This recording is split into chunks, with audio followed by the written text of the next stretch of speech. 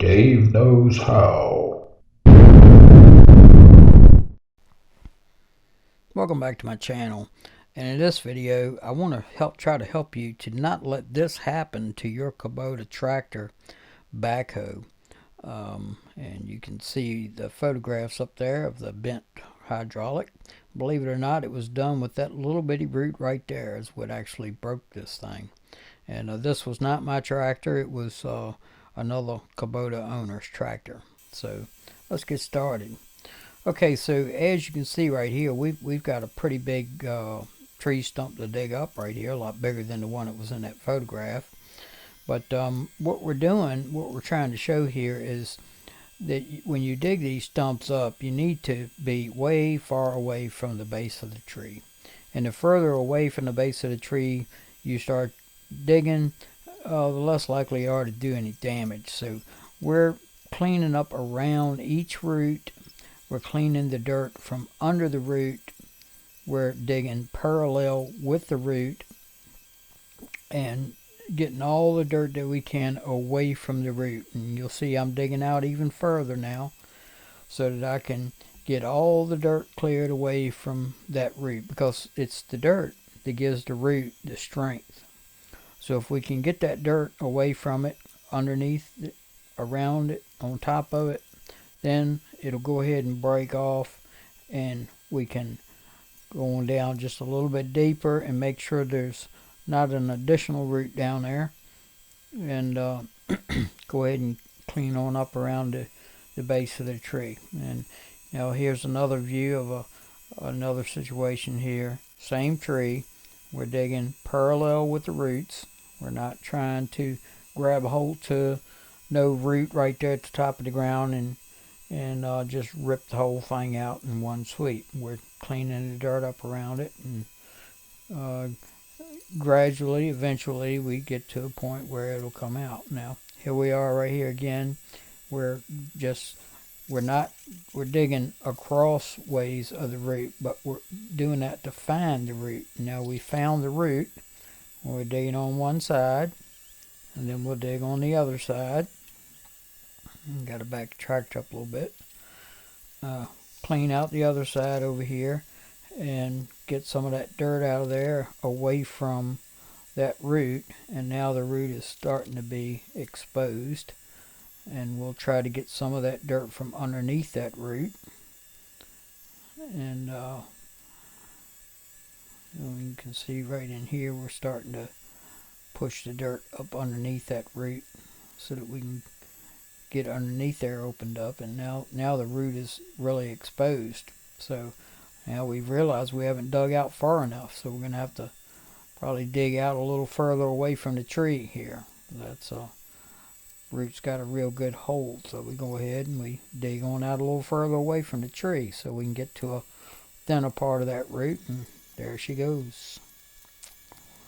Same situation over here on the other side of the tree. And basically now we're going around this whole tree doing this and just cleaning out around and underneath these roots. We're not trying to jerk on them real hard. We're just trying to get a feel for how strong a root they are and pecking at them a little bit and cleaning the dirt out from around each root individually until we get it all cleaned up to the point that we can go ahead and snap those roots off and get this thing dug down to a point where we know we don't have any roots coming out and going away from the tree. Now that doesn't mean you don't have a great big old tap root underneath there, and some trees do have huge tap roots, so you really need to be mindful of those. They can be a real pain to dig up.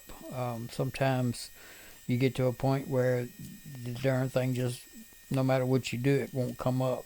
I had one I didn't think I was going to get out, but I was finally able to get it out. Unfortunately, I didn't get a video of that one. I wish I had, because that would have been a good one. But this is a massive clunk of roots over here, and we're just, there again, we're moving back so that we can get further away from the tree and dig on out there where that root is thinner so we can break it off and then go ahead and start cleaning up down in there and make sure we've got all the roots broke off and cleaned up down underneath the base of the tree. So we're out about 4-5 feet away from the base of the tree digging right here. So this needless to say, this tree is gonna leave a pretty big hole, but it's better than having a broken hydraulic cylinder. So doing it this way is a lot safer for you, a lot safer for your Kubota tractor. This tree was unbelievably heavy at the base.